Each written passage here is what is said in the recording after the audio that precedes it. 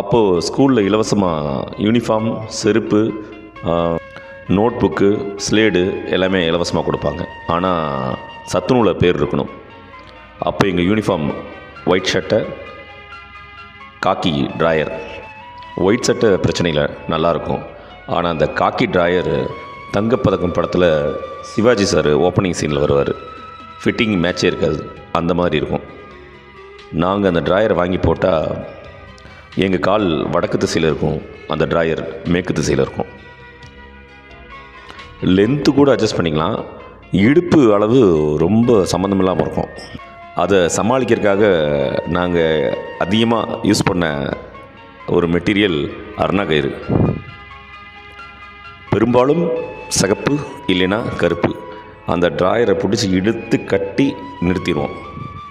கபடிலாம் விளையாடும்போது நிறைய டைம் அந்த ட்ராயர் கலந்துருக்கு.